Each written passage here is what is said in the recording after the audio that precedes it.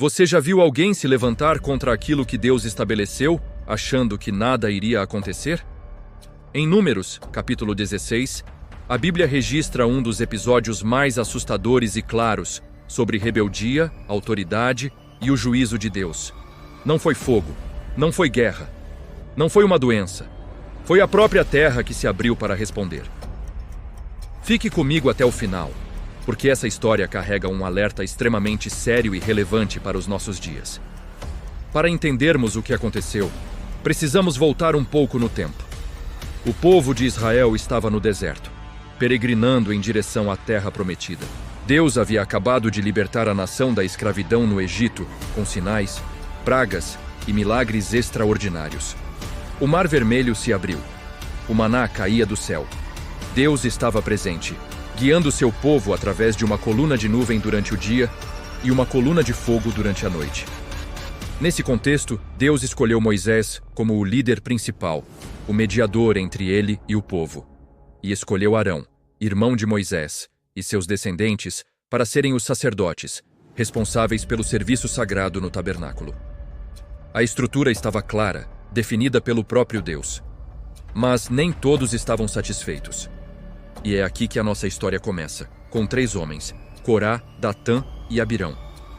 Corá era um levita da mesma tribo de Moisés e Arão. Ele tinha uma posição de destaque, servindo no tabernáculo. Datã e Abirão eram da tribo de Ruben, o filho mais velho de Jacó, e talvez sentissem que tinham algum direito à liderança por causa dessa linhagem. Eles olharam para Moisés e Arão e não gostaram do que viram. A inveja e a ambição começaram a crescer em seus corações. Eles começaram a murmurar, a questionar a autoridade que Deus havia estabelecido, e pior, a espalhar esse descontentamento entre o povo. O argumento deles parecia muito justo, até mesmo espiritual. Eles se aproximaram de Moisés e Arão e disseram: "Basta! Por que vocês se colocam acima da congregação do Senhor, se toda a congregação é santa, cada um deles, e o Senhor está no meio deles?" Ou seja, eles estavam dizendo: "Nós também somos povo de Deus, nós também somos santos. Quem são vocês para se acharem melhores ou mais importantes que nós?" Isso soa familiar? É um discurso perigoso porque usa uma verdade, que todo o povo era separado por Deus, para justificar uma mentira: a rebelião contra a autoridade ordenada por Deus. Era rebeldia disfarçada de espiritualidade. E o plano deles foi bem articulado. Corá não agiu sozinho. Ele reuniu 250 líderes influentes de Israel. A Bíblia os descreve como homens de renome, escolhidos no meio da congregação. Não eram pessoas comuns, sem expressão. Eram príncipes, chefes de famílias, homens respeitados. Isso nos ensina algo muito importante. A rebelião nem sempre vem de pessoas fracas ou marginalizadas. Muitas vezes, ela nasce no coração de gente influente, capacitada e que ocupa posições de destaque. A semente da rebelião pode brotar em qualquer coração que não esteja guardado em humildade. Diante dessa afronta, qual foi a reação de Moisés? Ele não discutiu. Ele não tentou se defender. Ele não montou um exército para lutar contra eles. A Bíblia diz que, ao ouvir aquelas palavras, Moisés caiu com o rosto em terra. Esse ato de prostração revela a profunda sabedoria e dependência de Moisés. Ele entendeu imediatamente que aquela briga não era contra ele. A causa não era dele, era de Deus. A ofensa era diretamente contra o Senhor, que havia escolhido a liderança. Em vez de revidar, Moisés levou a questão para aquele que poderia resolvê-la. Depois de orar, Moisés se levantou e deu uma resposta inspirada por Deus. Ele disse a Corá e a todos os seus seguidores: "Amanhã pela manhã o Senhor mostrará quem é dele e quem é santo." Ele propôs um teste claro e definitivo. Todos eles, incluindo Arão, deveriam pegar seus incensários, colocar fogo e incenso neles e se apresentar diante do Senhor. O homem que Deus escolhesse seria considerado santo. Moisés então declarou: "Basta, filhos de Levi", usando a mesma palavra que Corá usou contra ele. Ele estava dizendo: "Vocês já foram longe demais." Moisés também mandou chamar Datã e Abirão, mas eles se recusaram a ir, mostrando um desprezo ainda maior. Eles responderam com arrogância: Não subiremos, não basta que nos tenha tirado de uma terra que mana leite e mel para nos matar neste deserto. E ainda queres fazer-te príncipe sobre nós? Veja a distorção. Eles chamaram a escravidão do Egito de terra que mana leite e mel, acusando Moisés de ser um tirano. A rebelião cega as pessoas para a verdade e as faz distorcer a realidade para justificar suas próprias atitudes. No dia seguinte, a cena era de altíssima tensão. Corá e seus 250 seguidores se reuniram na entrada da tenda da congregação, com seus incensários, desafiando abertamente Moisés e Arão.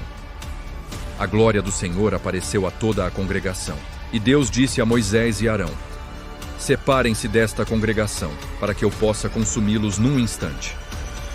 Mas Moisés e Arão, mais uma vez, intercederam pelo povo, dizendo: ó Deus, por causa do pecado de um só homem, vais ficar irado com toda a comunidade? Deus ouviu a oração deles e ordenou que o povo se afastasse das tendas de Corá, Datã e Abirão. Moisés, então, fez um pronunciamento final, que serviria como o selo do juízo de Deus. Ele disse a todo o povo: nisto vocês saberão que o Senhor me enviou para fazer todas estas obras e que não é de minha própria iniciativa.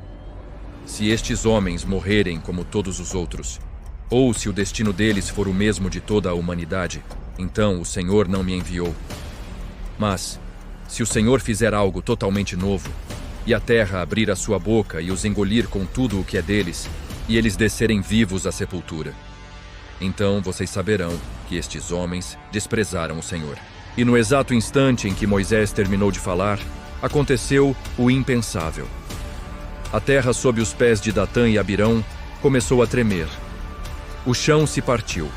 Uma fenda enorme se abriu e engoliu aqueles homens, suas famílias, suas casas e todos os seus bens. A Bíblia diz que eles desceram vivos à sepultura e a terra se fechou sobre eles.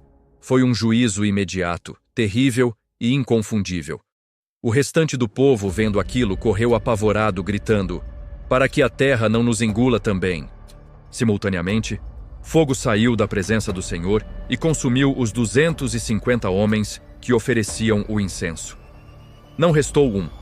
A resposta de Deus foi clara, definitiva e pública. Não foi Moisés quem agiu. Não foi Arão. Foi Deus quem respondeu à rebelião. E você poderia pensar que depois de uma demonstração tão poderosa e assustadora do poder de Deus, o povo finalmente aprenderia a lição. Mas não. No dia seguinte, a congregação inteira começou a murmurar contra Moisés e Arão, dizendo: vocês mataram o povo do Senhor. A cegueira espiritual era tão grande que eles culparam os homens de Deus pelo juízo que o próprio Deus executou. E por causa dessa nova murmuração, uma praga começou a se espalhar rapidamente entre o povo, matando mais de 14.000 pessoas, até que Arão correu com o incensário e se colocou entre os vivos e os mortos para fazer expiação. Essa história revela algo muito sério sobre a natureza humana. A nossa teimosia e a nossa incrível capacidade de resistir a Deus, mesmo diante das evidências mais claras. A rebelião não é um evento isolado, é um processo. Ela começa pequena, com uma crítica aqui, um questionamento ali, uma comparação, um sentimento de injustiça. Mas quando não é tratada na raiz, quando não é levada a Deus em arrependimento, ela cresce, se contamina e gera frutos de morte. É crucial entender que, neste episódio, Deus não estava simplesmente defendendo o ego de Moisés.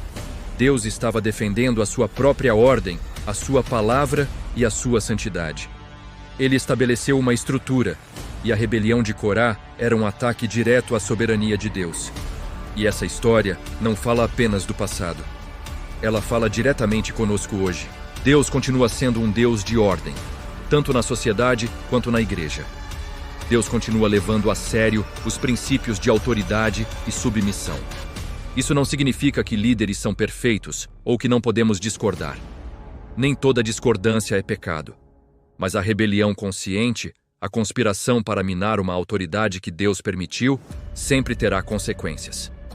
Antes de nos levantarmos contra aquilo que Deus estabeleceu ou permitiu, precisamos de muito discernimento, temor, oração e humildade. A atitude de Moisés, de cair com o rosto em terra, é o melhor caminho. Levar a questão a Deus em vez de tomar a justiça em nossas próprias mãos. Porque a lição final de Números 16 é esta: quando Deus decide responder, ninguém é capaz de impedir.